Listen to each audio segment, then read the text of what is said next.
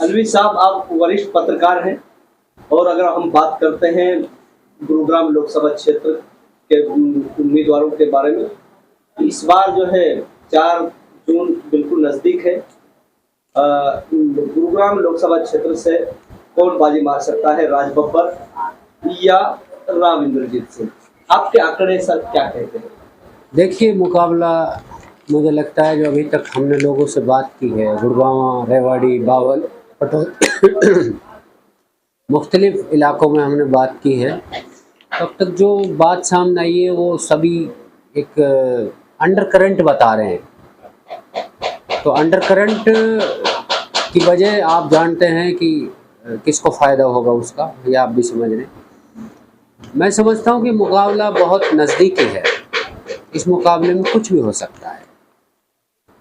अच्छा, तो ये अलवी साहब क्या मानते हो कि इस बार जो है मेवात में भी बहुत कम जो है, मेवात के साथ साथ बाकी सारे विधानसभाओं में वोटिंग बहुत कम हुई है, इसको किस तरीके से आप देखते हैं? जी बिल्कुल, इस बात में कोई दो राय नहीं है कि वोट परसेंटेज मेवात में कम रहा है। पिछले मुकाबले हम 12 से 13% हमारा वोट प्रतिशत कम है। और दूसरी वजह भी इसकी यह है कि लोगों के पास कैंपेनिंग नहीं हुई पार्टियों द्वारा। मैं तो एक रीज़न ये भी मानता हूँ, दोनों ही दल वहाँ तक नहीं पहुँच पाए मतदाताओं तक, या उनको मतलब आश्वस्त नहीं कर पाए कि वोटों के लिए। और गर्मी भी इसका एक मेन कारण है, बहुत ज़्यादा गर्मी थी, 48-49 डिग्री टेम्परेचर चल रहा है। तो ये कुछ मुख्य रीज़न है। और कुछ लोगों ने हमें ये भी बताया कि भाई हम तक जो स्थानीय वर्कर हैं पार्टियों के, वो हम तक नहीं पहुँचे हैं। तो कहीं ना कहीं दोष अगर जाएगा तो वर्करों को जाएगा या दोनों दलों के कार्यकर्ताओं को जाएगा, अगर वोट परसेंटेज कम है और हार जीत नज़दीक होती है। मतलब क्या लगता है सर, जो बता रहे हैं कि लाखों से हार जीत होगी कि या बहुत कम मार्जिन होगा हार जीत का? नहीं, मैंने जो अभी तक इसका आकलन किया है तो उसमें मैं बता रहा था कि हमारी कई जगह बातें हुई हैं और हमारे साथी पत्रकारों से बातें हुई हैं। ये मुकाबला बड़ा टफ है और बड़ा नज़दीक रहने वाला है और इसमें कुछ भी हो सकता है। अगर कम मात्रा में हम मानते हैं कि अगर राज बब्बर अगर हारे तो इसका खास दोस्त किसको जाने वाला है? हाँ बिल्कुल, आपने सही क्वेश्चन किया। ये कि अगर कम मात्रा में वो हारते हैं तो इसका जो भार है, जो बात आएगी मेवात के ऊपर आएगी, क्योंकि मेवात में वोट परसेंटेज कम हुआ है पिछले मुकाबले। और यहाँ के लोग, आपको सभी को पता है कि एक तरफा वोटिंग यहाँ एक कांग्रेस को जाता है। तो लेकिन इस बार उत्साह नहीं था वोटरों में, और जिन वोटरों में उत्साह था, जिन्होंने भी वोटिंग की है, उन्होंने स्वयं चुनाव लड़ा है। इसमें कांग्रेस पार्टी ने या उसके कार्यकर्ता ने कोई चुनाव नहीं लड़ा। जो संगठन में है उनके में, ये तो जनता ने चुनाव लड़ा है। यहाँ के खुद बूथ पेजेंट बने और बहुत सारी जिम्मेदारियां संभाली, खुद लोगों ने चुनाव लड़ा है। अलवी साहब, काफी लोगों का कहना है कि जो यहाँ के विधायक रहे या कांग्रेस पार्टी के खास कार्यकर्ता रहे, उन लोगों ने बहुत ज्यादा दिलचस्पी नहीं दिखाई। वो सुबह से शाम तक बूथों पर भी नजर नहीं आए, अपने एजेंटों को भी उन्होंने नहीं देखा। इसके पीछे क्या? देखिए, इस बारे में कांग्रेस पार्टी को, राष्ट्रीय नेतृत्व को या स्थानीय नेतृत्व को या प्रदेश के संगठन को इसमें विचार करना चाहिए कि आने वाला विधानसभा चुनाव भी है, अगर इस तरीके का एक लूज होगा पॉइंट तो दिक्कतें आ सकती हैं। मेहनत करनी चाहिए थी, वो नहीं हुई। अच्छा, क्या लगता है कि अगर भाजपा अगर जीतती है, 400 पार अगर जाती है, तो क्या अगला प्रधानमंत्री भी माननीय नरेंद्र मोदी होंगे? बिल्कुल, निश्चित रूप से नरेंद्र मोदी फेवरेट हैं भाजपा के।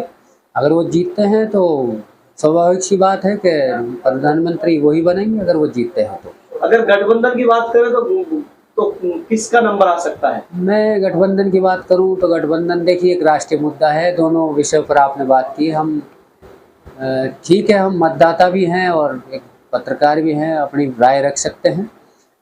देखो, गठबंधन का विषय यह है कि जी उसमें काफ़ी दल हैं, 30 से अधिक दल हैं शायद उसमें, 38 दल से अधिक भाजपा के साथ है। तो ये नहीं है कि भाजपा अकेले चुनाव लड़ रही है और कांग्रेस अकेले लड़ रही है, तो सब दलों का साथ है। उसमें जो भी उनका फैसला होगा बेहतर रहेगा, जो भी वो चुनेंगे उसमें हमें देश की जनता को स्वीकार करना पड़ेगा।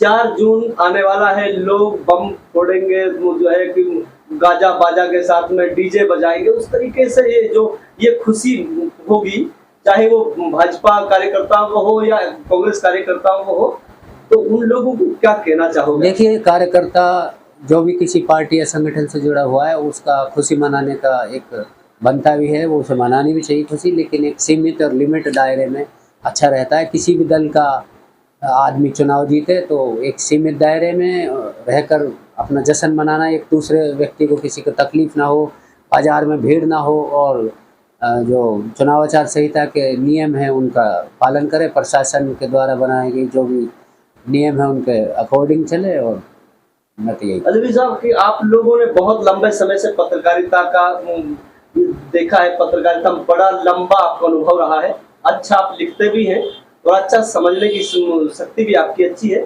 तो इस बार का जो चुनाव है, ये जो चुनाव हुआ है, तो ये विकास के ऊपर हुआ है या लोगों ने धर्म के आधार पर वोटिंग की है, कि ऐसा क्या मानते हो? देखिए, अलग अलग क्षेत्रों में अलग अलग मुद्दे हैं। कहीं जातीय समीकरण जब होता है, कहीं वोट जब सब, जैसे अब मुस्लिम वोट हैं 6 लाख के करीब मेवात में, तो अब जैसे लोग कहते हैं कि भाई नारे लग जाते ये वो, हम इन चीज़ों को बिलीव नहीं करते।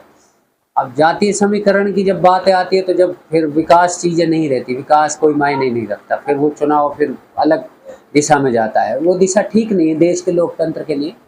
और हम सभी को एक चीज़ देखनी चाहिए कि हम अपने राष्ट्र को मजबूत करने के लिए एक अच्छी सरकार चुनें, जो सरकार लोगों को भला करे और भलाई पहुंचाए, लोगों को गरीबी हटाए और सारी चीज़ें करे। और ये भाजपा के नेता कह रहे हैं कि सिलेंडर को बहुत कम डाउन कर दिया है, रेट घटा दिया गया है, क्या कहोगे इसको लेकर?